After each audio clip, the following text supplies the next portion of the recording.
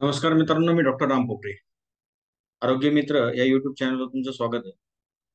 मित्रांनो, हॉस्पिटलमध्ये जर आता पेशंट जर बघितले तर सनस्ट्रोक, ऊन लागणं, जुलाब, उलट्या, मळमळ, हाय ग्रेड फीवर, बेशुद्ध होणं, चक्कर येणं, हेडेक, मळमळणं,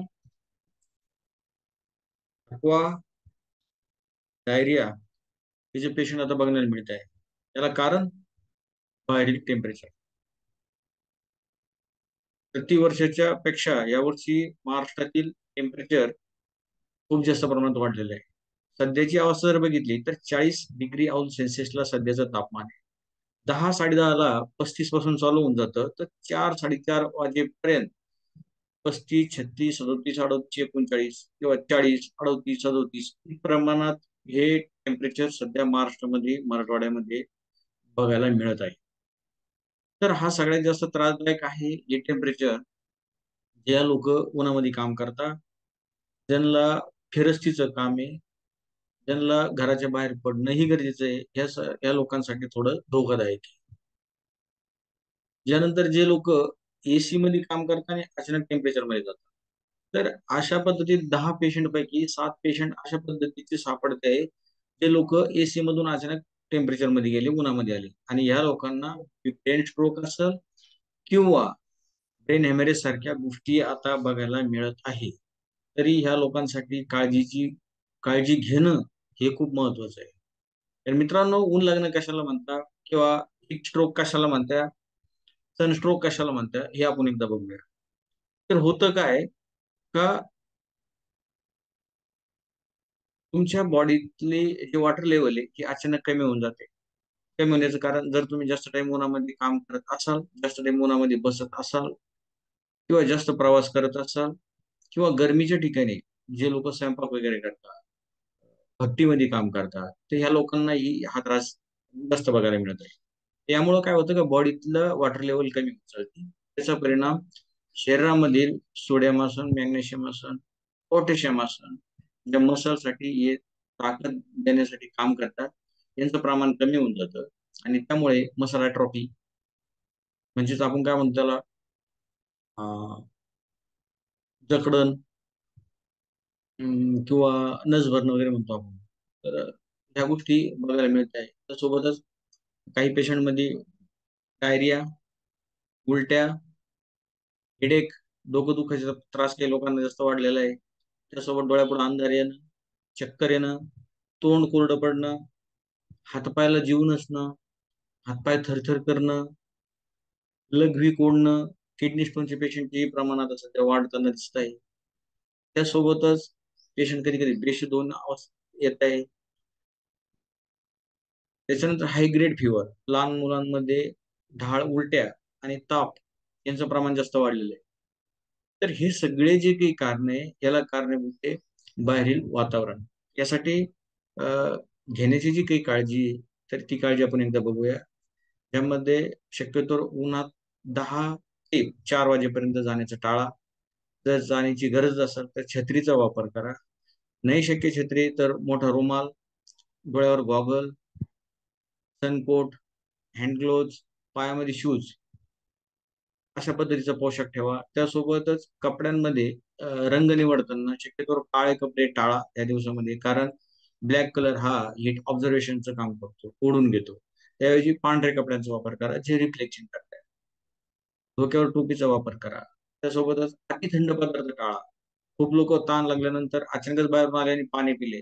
खूपदा काही काही पेशंट सोबत अशाही घटना आम्हाला बघायला मिळत आहे, की जे लोक बाहेरून आले, पाणी पिले, नंतर कोलॅप्स झाले. तर ते होण्याचं कारण असतं की बॉडीचा टेम्परेचर लेवल अचानक अपडाऊन होतो. त्या अवस्थेमध्ये नर्वस सिस्टीम काम करत नाही. त्यामुळं बॉडीलाही कुठलीही गोष्ट ऍडजस्ट करायला वेळ घेते. तर त्यामुळं बाहेरून अचानक आल्यानंतर घरात थोडंसं बसा, शांत बसा 5 10 मिनिटं. त्याच्यानंतर थंड पाण्याने हातपाय धुवा, तोंड धुवा, आणि त्यानंतर थोडं थोडं करून बॉडी रूम टेम्परेचरच्या हिशोबाचं पाणी प्या. बिलकुल फ्रीज मधलं पाणी सध्या पिऊ नका. होतं काय, का आपल्याला शोक लागलेला राहतो का पाणी जास्त थंड पिलं तर ताण जाते, परंतु याचं उलट होतं. त्याला होण्याचं कारण हे असतं कारण बर्फाचं टेम्परेचर हे मायनस असतं आणि बॉडीचं टेम्परेचर प्लस असतं. ज्यावेळी आपण बर्फाचं पाणी घेणार तर बॉडीला हे पाणी सगळ्या टिश्यू पर्यंत रक्तामध्ये ऑब्झर्व होण्यासाठी, सगळ्या ठिकाणी पाठवण्यासाठी तिला तिच्या टेम्परेचरच्या हिशोबाने परत त्याला उकळावं लागतं. त्या उकळवण्याच्या नादामध्ये बॉडीला परत तिची स्वतःची हीट आणखीन वाढावं लागली. म्हणजे काय झालं, पहिली जी हीट होती ती आणखीन प्लस कमी होण्याचं तर बाजूलाच राहतं, पण आणखीन हीट वाढवतं. त्यामुळे शक्यतो फ्रीज मधले पदार्थ टाळा, फ्रीज मधलं पाणी टाळा. त्याऐवजी मडक्यातलं पाणी प्या किंवा रूम टेम्परेचरचं पाणी. तुम्हाला फ्रीज मधलं पाणी घ्यायचंच असेल तर एकदा थोडंसं अर्धा घंटा त्याला रूम टेम्परेचरच्या हिशोबाने त्याला बाजूला बाहेर काढून ठेवा आणि त्यानंतर घ्या.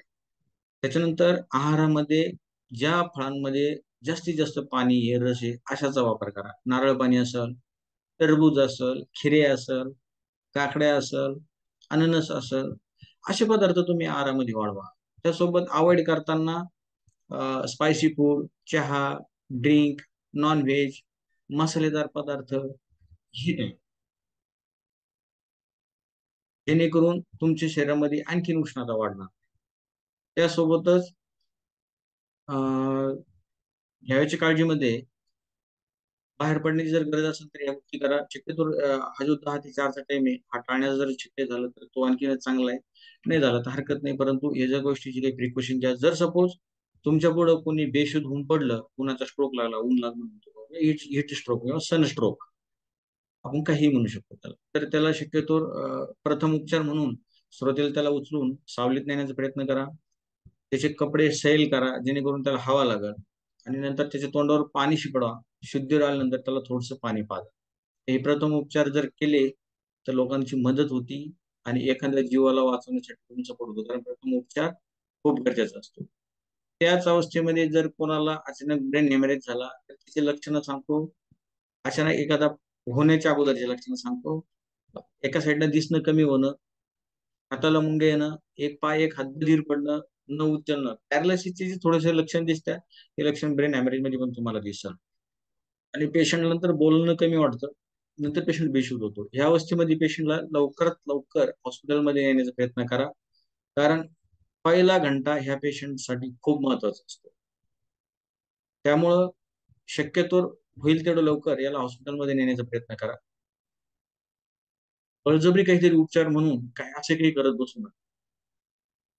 दुसरी गोष्ट, ह्या अवस्थेमध्ये डायबिटिक पेशंट असेल आणि सीकेडी किडनीचे क्रॉनिक किडनी डिसीजचे जे पेशंट असतात या लोकांनी तुमच्या पाण्याच्या प्रमाणामध्ये वाढ करा. साखरीच्या पेशंटवाल्यांनी वारंवार साखर चेक करीत राहा. दिवसातून एक वेळ 2 वेळेस साखर चेक करीत राहा. त्यामुळे साखरची लेवल कळेल किंवा 1-2 दिवसाला तरी साखर चेक करीत राहा. उन्हात जाण्याचा टाळा. पाणी पिण्याचं प्रमाण जास्तीत जास्त वाढवा. जे लोक ड्रिंकर होते, ड्रिंक जास्त घ्यायचे, सिगरेट स्मोकर आहे, या लोकांनी तुमच्या आहारामध्ये ताकाचं प्रमाण जास्त वाढवा. त्यासोबतच काही घरेलू उपचार म्हणून धने, बडीशोप, खडीसाखर यांचं पाणी करून याचं सरबत घेऊ शकता लिंबू टाकून. लिंबू सरबत पण घेऊ शकता मीठ टाकून. मीठ वापरताना सेंधव मिठाचा वापर करा, हा जास्त फायद्याचा आहे.